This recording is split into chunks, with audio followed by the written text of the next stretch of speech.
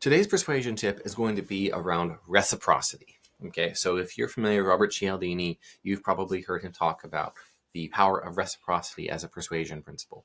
So this is where, in order for you to get something, you give something. In order for you to maintain a relationship with someone, when they give you something, you give them something back. And the idea is that this is a way to create more likely compliance. Now, internet marketers have abused reciprocity. So their abuse of reciprocity has gone like this.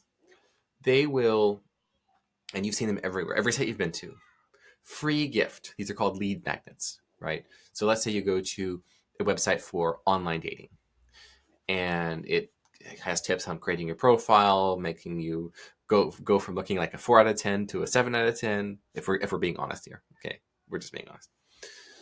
This is why I'm here. I'm not here to tell you what you want to hear. I'm telling you what you need to hear. And you go to the website. You found them by Googling around. You ended up on this blog, and they give some tips on looking on increasing your attractiveness up by 3 whole points. But as soon as you go to the page and you start scrolling, you hit with a pop-up. And the pop-up is something like, free training reveals the right way to kiss a woman with passion, for example. Let's say this is positioned for men, let's say.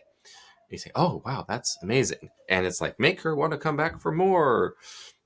Free workshop. You put your name and your email in here, right? So this is a reciprocity attempt, trying to use this as sort of persuasion, where it's, hey, we're going to give you something for free that's valuable to you. This is the key word, valuable.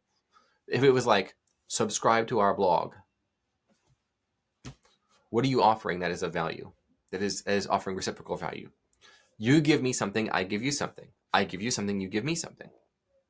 So in the context of this right here, you have to perceive that it's valuable. Learning the correct way to kiss someone with passion so she wants to come back for more, okay, or whatever it is, doesn't matter. It has to be perceptibly valuable. So a lot of lead magnets for marketers and salespeople, they offer something that has no perceived value whatsoever. Subscribe to our blog. Why? What is the inherent value there? Reciprocity only works when people perceive it to be valuable. Now, I will say, though, that there is a different kind of reciprocity that I have written about previously. I have a New York Times bestselling book that I co-authored called Unhumans, The Secret History of Communist Revolutions and How to Crush Them. It was the #1 bestselling book during the most consequential summer in American political history, following the assassination attempt on Donald J. Trump and then the palace coup of Joe Biden 9 calendar days later. Now, in this book, we talk about how communist revolutions are defeated by exact reciprocity. Now, this is not give me something of value, I'll give you something of value back. This is more so a term that has been coined by Brett Alder, Alder, or at least popularized by him, called disvalue, meaning it's something I really don't want. So this is reciprocal disvalue. It was during the Cold War called mutually assured destruction. This is why there was not an open conflict between the West and its allies and communists during the Cold War period. And it was a Cold War with various proxy battles and conflicts, not an open hot war. Mutually assured destruction was also known as atomic diplomacy. And it went like this. You nuke us, we nuke you. You don't want to get nuked? Don't nuke us. And that's the way of things. That's the way of things.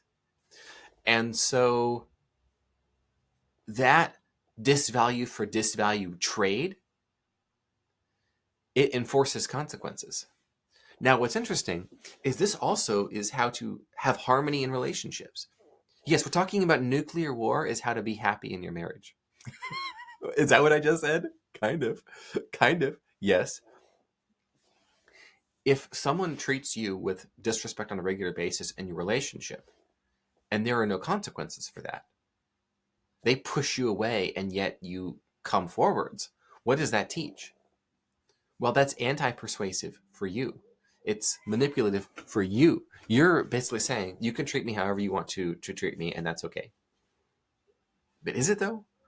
If let's say if the Soviet Union nuked New York City in 1955, let's say, Huh. Are there any consequences for that? Well, we don't want to get into a nuclear war. They've already nuked you. They've already nuked you, people. It's too late. It's too late. A lot of people are afraid of being the bad guy in relationships when there is already a bad guy and it is not you, or bad girl, or at least bad behavior, let's say. We want to disassociate the identity from the behavior, unless the behavior becomes so consistent that it becomes identity. This is why Jack Posobiec, my co-author, and I called the book Unhumans, because unhuman is a verb, and it means to deprive someone of their human rights, their dignity, as a human being made in the image and likeness of God. This is our religious belief that we share. And as you do that, you become that. You become what it is you do. An accountant does accounting. A ghostwriter does ghostwriting. An unhuman does unhumaning of others. And that's just the way that it is. Coming back to reciprocity, it's disvalue for disvalue. I really don't want to get nuked, so I'm really not going to treat you this way. I want access to your resources as my spouse, let's say. I want your time. I want your attention. I want your energy. I want your trust, your loyalty, your respect. But I'm not going to offer any of those in return. Okay, that's a one-sided relationship there. But a lot of people are stuck in that kind of relationship. You need a little reciprocity. This does not mean be a jerk. It means, what does the other person not want? Well, they don't want you to withdraw your attention and affection.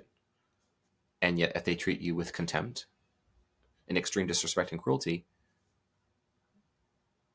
okay, mutually assured destruction. Sorry, it is what it is. You withdraw your attention, you withdraw your affection, you withdraw your resources. Disvalue for disvalue. And ironically, that is the only way to repair the relationship, is to demonstrate that there are consequences. It's true. All of it.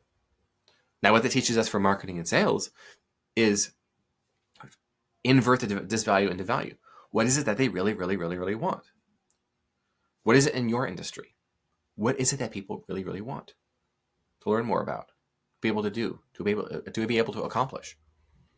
Don't say, well, I think you should want to subscribe to my newsletter. No, what is the newsletter? Do they get a 5-day email course that has an incredibly useful case study of before versus and after transformation, showing that your methods work? Of course I want access to that. Is it 20 things that you can say to a woman to melt her heart every time, even if she hates you? You can't subscribe to that free lead magnet fast enough if that's what you're in the market to learn more about. That's what you want. You can't subscribe to that fast enough. Okay? And this is why it does make sense to have reciprocity. Remember the disvalue for value? That doesn't make any sense in a relationship. Well, offering free value without demanding, even implicitly asking for reciprocity, makes no sense. If you put all of your good stuff out there for free on the internet, well, what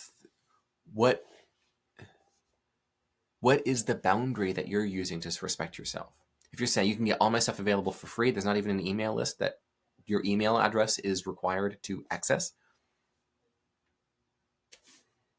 then you're manipulating yourself. You're manipulating yourself.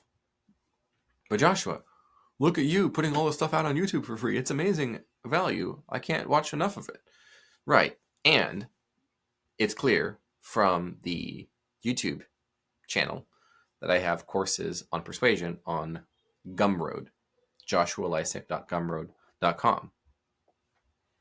Another thing I'm attempting to do here is to be part of the YouTube Partner Program by creating these videos and getting views. And I have this funny thing where I track for every video I post, I get about 10 new subscribers. So let's say if I want 50,000 subscribers, I need to post 5,000 videos. Got my work cut out for me. That seems to be tracking on this channel, Daily Persuasion. That's what I was also tracking on, let's see, what is it? My main channel, Joshua Lisec YouTube. I have 350 videos, and I have 3,500 subscribers exactly. You got to be kidding me. Seriously? Seriously? Yes, that's just the way that it is, for whatever reason. So we return to reciprocity. What it is that you want It's okay to ask for that. It's okay to push for it. It's okay to demand it. It's okay to insist. It is. And it is okay to offer the other person something of value. I find a lot of people are afraid to say what it is that they want because they're not offering anything. Offer your absolute best and ask back for what you expect. And maybe you've created a lead magnet that's so good, you're like, I don't feel good about giving this away for free. This is too much. Okay. Now you're charging $47 for it. You're charging $17 for it. The first tip is free. The first couple of videos are free. Get on the email list, and then if you want the rest, it's $17. It's $47. That is okay. We need more people who are willing to ask for what they want and also to offer what the other person actually wants. That's how we heal the world.